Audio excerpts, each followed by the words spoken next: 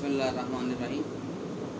अच्छा, आज जो टॉपिक आया ना हमारे सामने, एक्चुअली किस्सा कुछ इस तरह है कि मेरे एक जानने वाले कह लें, क्लाइंट कह लें, उन्होंने मुझे कॉल की कि सर हमारे ना यहाँ एक मुखालफी ने एक एप्लीकेशन दी है और वो टोटली झूठी है, जिसमें हमने कह लें कि अबडक्शन की, अगवा की जिसे आप बोलते हैं, तो वो टोटली झूठी है। लड़की ने बयान भी दे दिए हैं, सारा कुछ हो गया हुआ है, पुलिस वाले ने हमें डिस्चार्ज भी कर दिया, लिहाजा हम कार्रवाई करना चाहते हैं दूसरी पार्टी के ख़िलाफ़ जिसने एफआईआर करवाई है।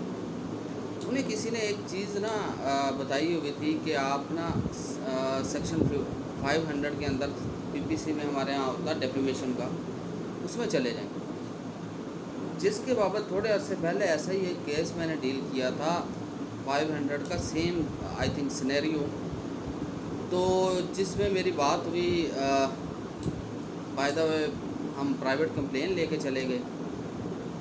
तो ये प्रीवियस केस की बात कर रहा हूँ। तो उसमें एक जज साहब ने जो हमें एक जजमेंट बताई कि सर आप वो पढ़ के आएँ, फिर मुझे बताएं कि आया ये मेंटेनेबल है या नहीं है।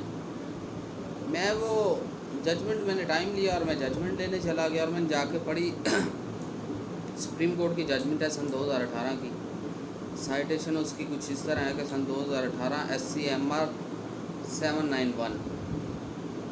तो उसमें क्लियरली लिखा हुआ है कि किसी भी क्रिमिनल प्रोसीडिंग में इस तरह एफआईआर में या एप्लीकेशन में नाम दिए जाने का बंदे का जो कोर्स ऑफ वर्क हो प्रोसीडिंग का, उसमें सेक्शन 500 इन्वोक नहीं होगा, वो तो सिंपली स्ट्रेट अवे। जब मैंने उसे ये बात बताई तो वो कहता सर मुझे ना फिर बताएं हम क्या कर सकते हैं।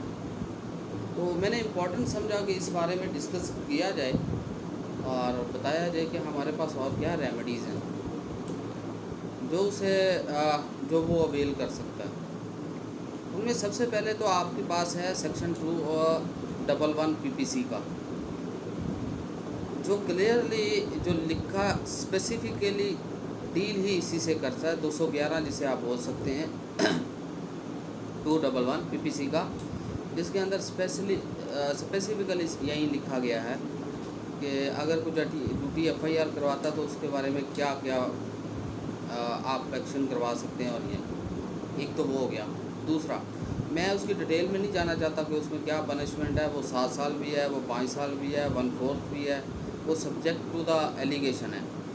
तो उसके बाद वो अगर किसी ने पढ़ना चाहे और अगर कोई दोबारा डिस्कस करना चाहे तो वो कमेंट्स कर दे, जनाब को गाइड कर देंगे। अच्छा, उसके बाद आ जाता है आपके पास सेक्शन 182, क्योंकि 182 फॉल्स एप्लीकेशन के हवाले से जो किसी भी पब्लिक ऑफिसर को दी जाती है। अब उस पब्लिक ऑफिसर कोई भी हो जिसमें ये इंटेंट हो कि जिसके ख़िलाफ़ दी जा रही है उसे हार्म क्रिएट किया जाए, तो 182 की प्रोसीडिंग तो बेसिकली जो है ना वो आईओ SHO करता है कंसर्न थाने का।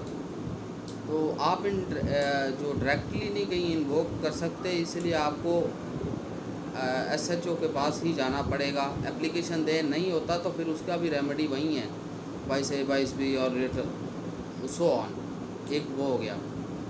ठीक है, इसके बाद आपके पास आ जाता है सेक्शन जो इन्वोक कर सकते हैं आप, वो है डेफेमेशन ऑर्डिनेंस 2002 के।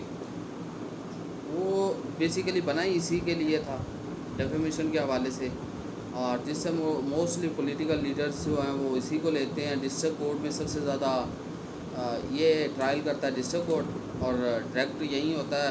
आज कभी सुना होगा कि फ़लाँ सियासतदान ने फ़लाँ के ख़िलाफ़ इतने हर जाने का दावा डिस्ट्रिक्ट कोर्ट में कर दिया, तो वो उसी डेफेमेशन एक्ट के अंदर आता है, 2002 ऑर्डिनेंस है, सॉरी, उसके अंदर। और चौथी और आखिरी जो आपके पास रेमेडी बचती है वो है सिविल सूट का डैमेजेस का। डैमेजेस हम कहते हैं जो हर जाने का, आप लफ्ज़ों में कह लें, आम लफ्ज़ों में कह लें, जो आप हर जाने का दावा करते हैं कि आप जितना भी पहले नोटिस भेजें 14 दिन का, और उस नोटिस के बाद आप सिविल कोर्ट में चले जाएं हर जाने के लिए, जितना भी आपने हर जाना डालना है वो डालें और आप प्रोसीड करें। ठीक है, ये सिंपल रेमेडी होती हैं। अगर कोई आपके ख़िलाफ़ fake application fake FIR, fake supplementary statement में आपका नाम, ऐसा कुछ करवाता है जिससे हकीकत से कोई लेना देना नहीं है। लेकिन you have to establish first that this application is fake. Like कह लें कि अगर एप्लीकेशन आई है, FIR आई है, सप्लीमेंट्री स्टेटमेंट में आई है, या उर्दू में उसे तर्जुमा बयान बोलते हैं, उसमें आई है, तो यू हैव टू एस्टेब्लिश कि ये फेक है। वो कैसे होता है वो बात की बात है, और डिस्चार्ज की में, ठीक है। उसके बाद जब आपके पास ये सारी तो होगी रेमेडी जो आप इंडिविजुअली ले सकते हैं। 2 इंडिविजुअल होगी, एक SHO के थ्रू होगी 182 की, और इसके बाद आ जाती है अगर आपका ट्रायल हो जाता है और ट्रायल में आप इस्टेब्लिश कर देते हैं कि ये फेक है और इक्विटल हो जाती है, तब भी आप एक एप्लीकेशन उसी जो कोड है ट्रायल कोड को दे सकते हैं, जो सेक्शन 250 CRPC के तहत कंपनसेशन आपको दिला सकती है। वो कंपनसेशन क्या होगी वो कोर्ट डिटर्मिन करेगी, आया क्या इनकन्वीनियंस हुई है और कितने हो गए हैं, ठीक है। ये सिंपल तरीके हैं, एक कोर्ट्स के थ्रू है, 2 आप इंडिपेंडेंट कर सकते हैं, और इंडिपेंडेंट आप कैसे कर सकते हैं, वो एप्लीकेशन भी दे सकते हैं या प्राइवेट कंप्लेन में भी जा सकते हैं, ठीक है, और एक प्राइवेट में। फर्दर इसमें किसी को कन्फ्यूजन हो तो नंबर भी ऐड है, और कमेंट्स भी कर दें तो इंशाल्लाह जवाब दिया जाएगा।